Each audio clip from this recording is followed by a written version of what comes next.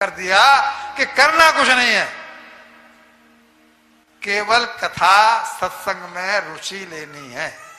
कथा सत्संग में रुचि रहेगी तो हमारे मन के विकार धीमे धीमे अपने आप कम होते जाएंगे। विकार कम होंगे, उधर विचार ऊर्ध्व गति को प्राप्त होंगे। हमारे विचारों को किसने दबाया हुआ है? विकारों ने। कथाएं सुनेंगे, सत्संग सुनेंगे, विकार कम होंगे, विचार उच्च होंगे।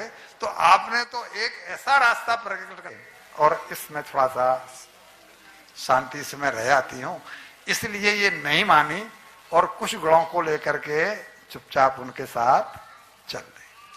लेकिन वो त्रिकालदर्शी है भगवान शंकर, उन्होंने देखा कि ये मेरी बात को नहीं मान रही है, इसका मतलब है कि इसका शरीर अब नहीं रहेगा। भगवान शंकर ने इनकी साड़ी, अंग वस्त्र, सामान सब कुछ दे दिया कि इनको भी अपने साथ में ही, ये बोल करके तुम्हें इनकी आवश्यकता पड़ेगी, ये बोल करके नहीं कि तुम वापस सब नहीं आओगे। वो समझ गए और भवितव्यता पहचान गए। राम कथा में भी हम आपको सुनाते हैं, तुलसी जस भवितव्यता तैसी मिले सहाय, आपन आपे ताय पहे ताय तहां ले जाए। जिसकी मौत जहां पर लिखी है उसे वहीं पर जाना पड़े। वो 70,000 करोड़ का आसामी कहां पहुंच गया? पालघर। प्रसंग पता है? 70,000 करोड़ का आसामी पालघर में मौत हुई। चलो नहीं मालूम तो और अच्छा है। मौत अपने आप वहां खींच के ले जाती है। सतीश जी का समय इसका मतलब पूरा हो गया है। ऐसे ही मौके पर किसी ने लिखा है कि जो जो जब जब होना है वो सो सो तब तब होगा ही। भोर में होना राज तिलक था, किनका? राम। भोर में होना राज तिलक था, पर वनवास राम ने भोगा ही। वनवास राम ने भोगा ही। साप मिला था श्रवण पिता का, सो तन दशरथ ने छोड़ा ही। जिसका बेटा भगवान है वो उसको नहीं बचा सकते थे, लेकिन जो जो जब जब साप मिला था श्रवण पिता का, सो तन दशरथ ने छोड़ा ही। रावण जिसका काल पे कब्जा, कहते हैं रावण के पलंग की पार्टी से काल यमराज बंधा रहता था, यमराज की हिम्मत नहीं होती थी खड़े होने की। रावण जिसका काल पे कब्जा, कफन तो उसने ओढ़ा ही। संतोष करके रह गए। इसका मतलब है कि इसका समय पूरा हो गया और वहां जाकर के वही हुआ।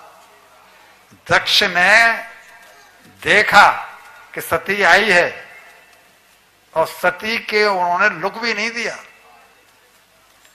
उपेक्षापूर्ण भाव से देखा बेटी आई है, लेकिन लुक भी नहीं दिया और मुंह फेर लिया। केवल एक मां ऐसी थी जिसने गले से लगाया। मां होती है, मां होती है, इसलिए बोला क्या चिल्लाएंगे ही ना और क्या करेंगे, मुझे फटकारेंगे ही ना और क्या करेंगे। लेकिन बेटी घर पे आई है तो कैसे? बहनें 9 है, मैंने बताया। बहनें केवल बस मुस्करा करके रह गई, जैसे कि कोई पड़ोसी आया हो, बहन आई है, उस तरह का कोई व्यवहार बहनों के व्यवहार में नहीं दिखाई पड़ा। और इनको ऐसा सांप सा सुंदर, ये मैंने क्या किया? मैंने वहां भगवान राम की परीक्षा ली तो पहले गलती की, उन्होंने अब मुझे समझाया, मैं फिर भी नहीं मानी और फिर मैं एक गलती कर बैठी। अब शंकर जी को जाकर के क्या मुंह दिखाऊंगी? कैलाश पे जाऊंगी, वो पूछेंगे कि क्या हुआ, तो उन्होंने वहां भी पूछा है, तभी इन्होंने झूठ बोला है। मैं झूठ बोलूंगी पकड़ी जाऊंगी, सच बोलूंगी तो कैसे जवाब दूंगी? तो उन्होंने यही कहा है कि मैं कैसे मुंह दिखाऊंगी। और जब जाके यज्ञशाला में पहुंची कि शंकर जी को चौकी बनाई है कि नहीं बनाई है, उन्होंने बता दिया, मुझे साथ दिया है कि तुम्हें स्थान नहीं देंगे। तो वहां शंकर जी की चौकी नहीं थी, जो पंडित जी ने चौकियां बिठाई हैं, ऐसी शंकर जी की चौकी वहां नहीं थी।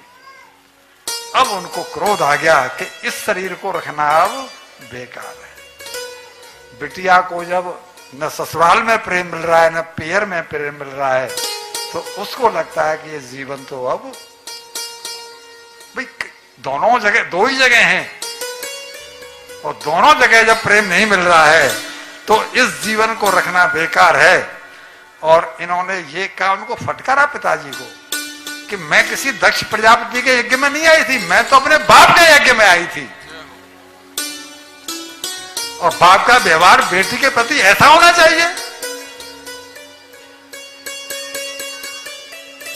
सारी गलती आपकी है।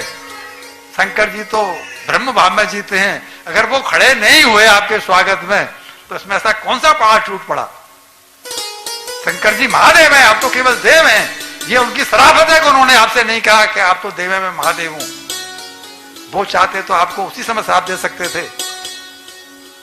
आप जैसे मलिन व्यक्ति के शुक्राणुओं से पैदा ये शरीर मैं अब नहीं रखूंगी। और इन्होंने योगाग्नि का आह्वान किया और योगाग्नि से सद्य प्रज्वल समाधि जागना अपने शरीर में आग लगा, शरीर को अपने को जला डाला।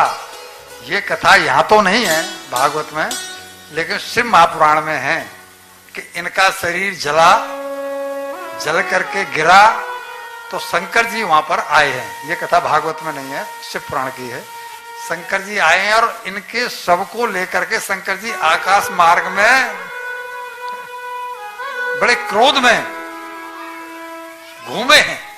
और जहां जहां इनके शरीर के अंग गिरे हैं वहां वहां शक्तिपीठ बनी है। ये ज्वाला देवी, चंडी देवी, मनसा देवी, वैष्णो देवी, ये जितनी देवियां हैं, कहीं आता है कि 9 देवियां हैं, कहीं आता है 64 देवियां हैं, कहीं 32 देवियां, अलग अलग ग्रंथों अलग अलग से मिलते हैं। जहां जहां इनके शरीर के अंगरे हैं वहां वहां पर शक्तिपीठ बनती चली गई, शक्तिपीठ का निर्माण होता गया।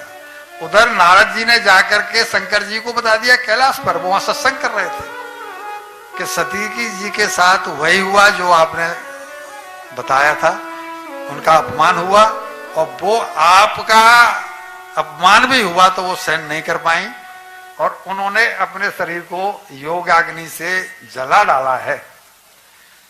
तब उनको बहुत क्रोध हुआ शंकर जी को और उन्होंने अपने बालों में से, जटाओं में से एक मार के पृथ्वी पर पटकी जटा, और उससे एक, जैसे वहां प्रसंग सुनाए कृत्या उत्पन्न होती है, उसी तरह इन्होंने जिस जीव को पैदा किया वो हुआ रुद्रावतार। भगवान का वो रुद्रावतार का रहा गया है और उस रुद्रदेव को उन्होंने आज्ञा दी कि तुम जाकर के दक्ष के उस यज्ञ को नष्ट भ्रष्ट कर दो। वो घोड़ों को लेकर गया है साथ में, उसने यज्ञ को सबको नष्ट भ्रष्ट कर डाला और